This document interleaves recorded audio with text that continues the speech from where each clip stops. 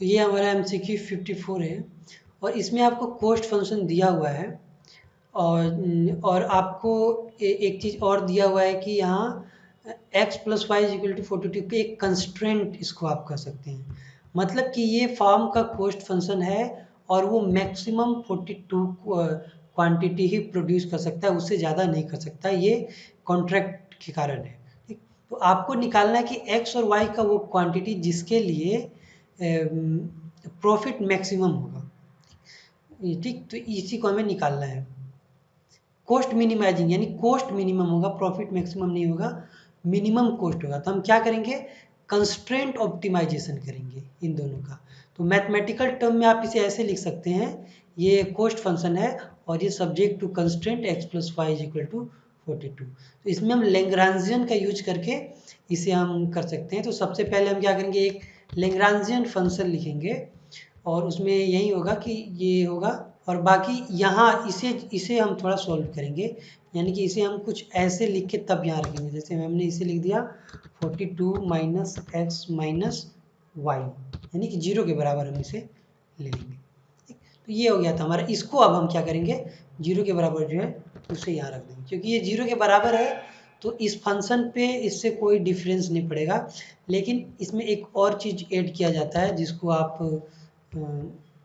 ये Greek symbol है, हाँ, ये गामा ऐड करके तब हम इसे ब्रैकेट में लिखते हैं। यही इसका रूल है, आप इसे याद रखिएगा, क्योंकि मैं इसके डिटेल में अभी नहीं जा रहा हूँ, बस मैं बता दे रहा हूँ कि ऐसे ही लैग्रांजियन फंक्शन लिखा जाता है। ठीक, तो ये सिंबल ध्यान रखिएगा और ये इस तरह, तो ये एक लैग्रांजियन फंक्शन बन गया। तो मिनिमाइजेशन या मैक्सिमाइजेशन का क्या होता है कि कोई भी फंक्शन हो तो उसका फर्स्ट डेरिवेटिव 0 के बराबर लेकर हम मैक्सिमाइज या मिनिमाइज करते हैं। तो हमें तो यहाँ सिर्फ क्रिटिकल वैल्यू लेना है। तो हम क्या करेंगे, इसको सबसे पहले हम इसे का फर्स्ट डेरिवेटिव करेंगे, एक bar with respect to x करेंगे, एक bar with respect to y करेंगे, क्योंकि यहाँ दो वेरिएबल्स हैं तो हम दोनों के रिस्पेक्ट में हमें पार्शियल डेरिवेटिव करना पड़ेगा। तो इसके अनुसार हम पार्शियल डेरिवेटिव का सिंबल यहाँ पर रखते हैं। जैसे इसी लैग्रांजियन फंक्शन का हम पार्शियल डेरिवेटिव ले रहे हैं पहले x के रिस्पेक्ट में। तो हमने यहाँ x लिख दिया। अब यहाँ देखिए, अब हम इसका कैसे करेंगे, 8 टू जा 16, यानी इसका हो जाएगा 16x, इसका फर्स्ट डेरिवेटिव हो गया। इसका फर्स्ट डेरिवेटिव होगा y, क्योंकि x तो हट जाएगा, उसमें पावर 1 है तो वो 1 हो जाएगा, तो यहाँ सिर्फ y बचेगा। और ये इसमें सिर्फ y है, तो क्योंकि ये x के रिस्पेक्ट में कर रहे हैं, यहाँ x नहीं है तो ये 0 हो जाएगा, तो इसको लिखने की जरूरत नहीं है। और बाकी बचा ये, तो यहाँ देखिए x के रिस्पेक्ट में आपको करना है, तो ये जो सारा है इसे मल्टीप्लाई होगा। तो ये 42 इसके में x नहीं आएगा तो ये 0 हो जाएगा, y में भी x नहीं आएगा तो ये 0 हो जाएगा, सिर्फ यहाँ x है और x के साथ ये मल्टीप्लाई होगा। यानी कि अगर इसका पार्शियल डेरिवेटिव करना है गामा x का, तो आपका जो पार्शियल डेरिवेटिव निकलेगा वो माइनस एक्स होगा। तो ये हमारा माइनस गामा होगा। तो ये हमारा बन गया फर्स्ट ऑर्डर पार्शियल डेरिवेटिव, ये विथ रिस्पेक्ट टू x हो गया और इसको 0 के बराबर हम लेंगे। अब सिमिलरली हम क्या करेंगे, हम y का भी लेंगे पार्शियल डेरिवेटिव, यानी कि विथ रिस्पेक्ट टू y भी हम पार्शियल डेरिवेटिव करेंगे। अब जब यहाँ x है वहाँ y हो जाएगा और इसका पार्शियल डेरिवेटिव जब आप करेंगे x का, तो आप देखिए ये तो 0 हो जाएगा, तो ये तो आएगा ही नहीं, इसका हमें करना पड़ेगा। इसका मतलब ये 24y यहाँ पर हो जाएगा। तो सबसे पहले यहाँ होगा 24y, हम इसे पहले लिख देते हैं 24y। ऐसे पहले इसे भी कर सकते हैं आप, कोई दिक्कत नहीं है, क्योंकि सीक्वेंस में जाए तो ये पहले आएगा, लेकिन उससे कोई दिक्कत नहीं है, ये सही करने के लिए मैंने कर दिया। अब यहाँ पे हो जाएगा माइनस x, यानी कि जब आप इसका पार्शियल डेरिवेटिव करेंगे तो y हट जाएगा, क्योंकि y के रिस्पेक्ट में कर रहे हैं और सिर्फ माइनस एक्स बचेगा। और सिमिलरली यहाँ पर y है तो y के रिस्पेक्ट में होगा तो ये दोनों कॉन्स्टेंट हो जाएंगे और यहाँ बचेगा गामा y सिर्फ बचेगा। तो यहाँ गामा हो जाएगा सिर्फ आपका पार्शियल डेरिवेटिव। तो ये हमारा 0 के बराबर हमने ले लिया। एक डेरिवेटिव इसके रिस्पेक्ट में भी लिया जाता है, गामा के भी रिस्पेक्ट में लिया जाता है, तो उसे भी आप ले सकते हैं। चलिए, तो उसे भी हम ले ही लेते हैं, क्योंकि उसे छोड़ना भी सही नहीं है।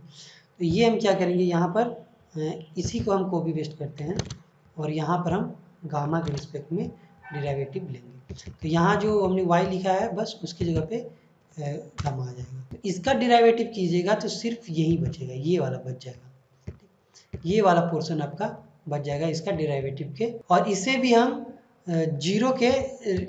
जीरो के बराबर लेंगे।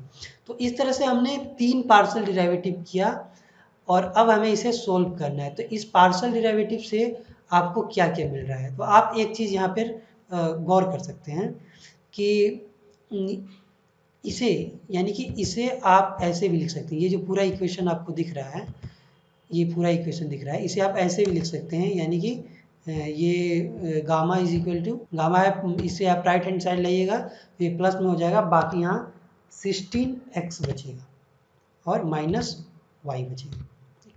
और उसी तरह इसे भी आप कर सकते हैं, इस पोर्शन को भी आप कर सकते हैं, यानी कि आपने इधर गामा को ले लिया और यहाँ कर दिया 24y माइनस x, तो ये हो गया दो इक्वेशन।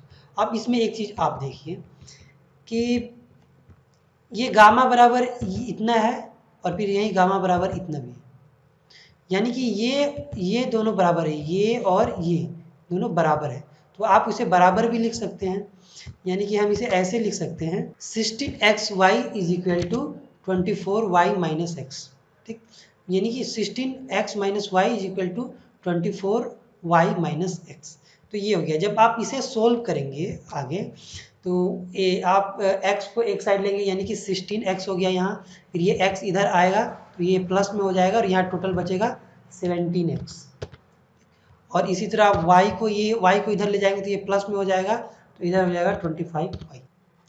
अब इसके बाद आप x को इधर रख सकते हैं, आप x को इधर रख सकते हैं और उसके बाद आप क्या करेंगे कि 17 जो है वो इस साइड चला जाएगा, यानी कि हम यहाँ पहले तो यहाँ इज इक्वल टू देना है, फिर 17 नीचे चला जाएगा और इधर पहले से 25y है। तो ये हमारा x का एक वैल्यू निकल गया, जो कि अभी पूरे रियल टर्म में नहीं निकला है, अभी इसको और सोल्व करेंगे तब निकलेगा। तो हम क्या करेंगे, इस x के वैल्यू को जो ये वाला आपका निकला है इसमें रख सकते हैं, तब हमें y पता चल जाएगा, क्योंकि ये पूरा y हो जाएगा। और फिर यहाँ नहीं तो फिर आप डायरेक्ट इसमें भी रख सकते हैं। यहाँ ये जो था आपका कंस्टेंट, इसमें जब आप x की वैल्यू इस तरह रखेंगे और इस तरह करके जब आप सोल्व करेंगे तो y इज इक्वल टू आपका 17 निकल कर आ जाएगा, ठीक। और जब y इज इक्वल टू 17 को आप x प्लस 17 लिखेंगे और इज इक्वल टू 42 लिखेंगे, क्योंकि y का मान 17 हो गया है, तो x इज इक्वल टू 24 आ जाएगा। तो इस तरह हमारा पूरा आंसर आ जाएगा। आई थिंक ज़्यादातर लोगों ने सही ही किया है, सही है।